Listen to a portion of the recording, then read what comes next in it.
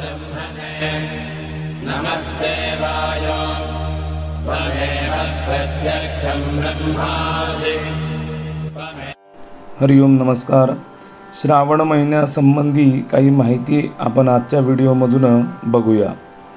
श्रावण महिना तसा तर सणांचा महिना म्हणून ओळखला जातो, परंतु श्रावण महिना हा चैत्र महिन्यापासून येणारा 5वा हा मास गणनेतील महिना आहे।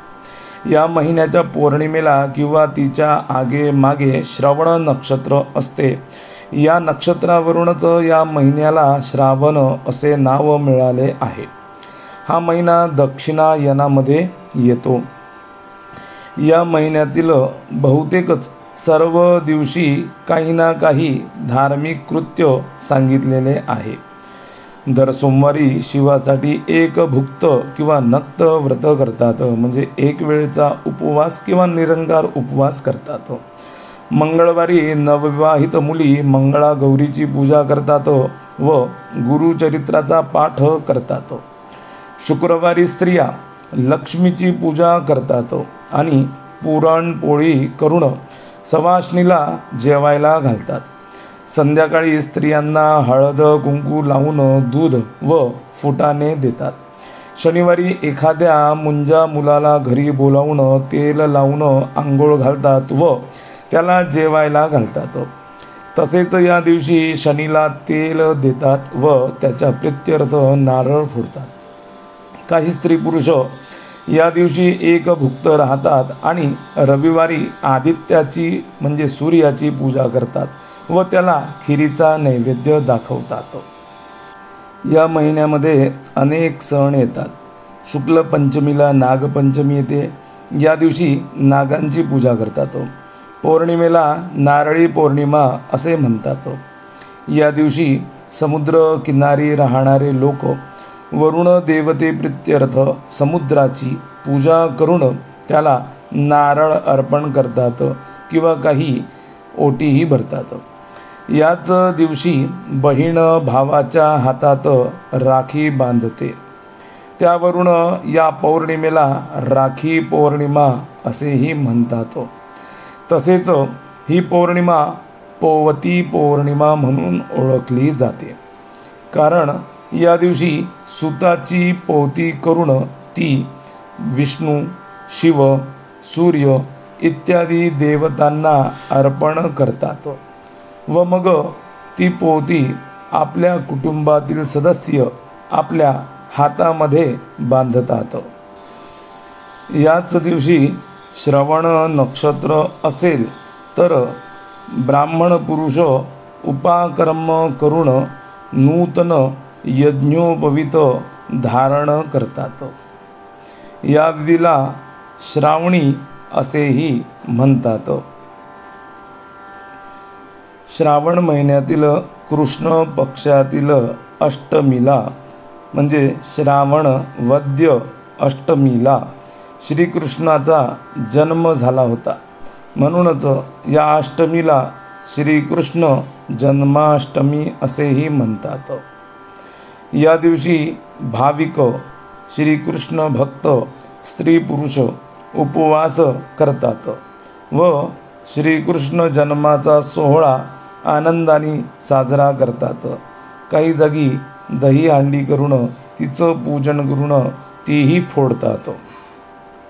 या महिन्यातील अमावस्येला पिठोरी अमावस्या असे नाव आहे। संततीच्या प्राप्तीसाठी म्हणून सौभाग्यवती स्त्रिया पिठोरी व्रत करतात। याच दिवशी काही ठिकाणी शेतकरी लोक पोळा नावाचा सण साजरे करतात। हा सण बैलासंबंधी असून या दिवशी बैलांना शृंगारून म्हणजे त्यांना व्यवस्थित सजवून त्यांची मिरवणूक आपल्या गावामध्ये काढतात। काही लोक ग्राम परिक्रमाही करतात। उत्तर भारतात या महिन्यात झुलन यात्रा व रक्षाबंधन, जन्माष्टमी व नंदोत्सव हे उत्सव विशेष महत्त्वाचे मानतात। झुलन यात्रा हा दोलोत्सव आहे पौर्णिमेच्या दिवशी राधा व कृष्ण यांना हिंदोळ्यावर बसवून झोके देतात व स्त्रिया त्यांच्या संबंधी गीते गातात. हा उत्सव एकादशीपासून पौर्णिमेपर्यंत चालतो. गीत, वाद्य वगैरेच्या सहाय्याने घरोघरी हा उत्सव साजरा करतात. त्या दिवसात राधा कृष्णाची पूजा करतात व ब्राह्मण व सुवासिनीला जेवण घालतात. सुखवस्तू लोकांच्या घरी कृष्ण चरित्रातील काही भाग नाट्य रूपात दाखवतात. श्रीकृष्ण जन्माच्या दुसऱ्या दिवशी नंदोत्सव करतात. नंदाला पुत्र झाला या समजुतीने गीत, नृत्य, नाट्य यांच्या योगाने हा उत्सव साजरा करतात. तसेच या दिवशी हळद कुंकू मिसळलेले पाणी पिचकारीने अंगावर उडवतात. श्रावण हा चातुर्मासातील श्रेष्ठ मास मानलेला जाते. त्यामुळेच कित्येक श्रीमंत लोक, धनिक लोक प्रतिपदेपासून अमावस्येपर्यंत ब्राह्मणांना व गोरगरिबांना भोजन देतात. देवस्थानातही या दिवशी या महिन्यात कथा पुराणादी कार्यक्रम ठेवतात. या महिन्यात पावसामुळे सर्वत्र हिरवेगार झालेले असते.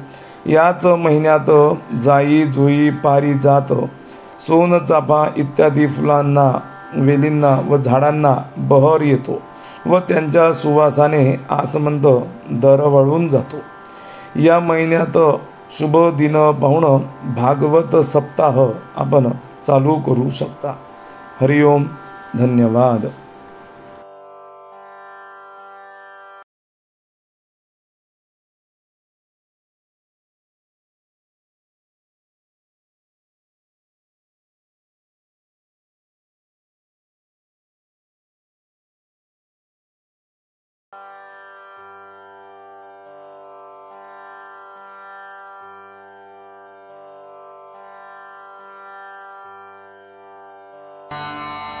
ॐ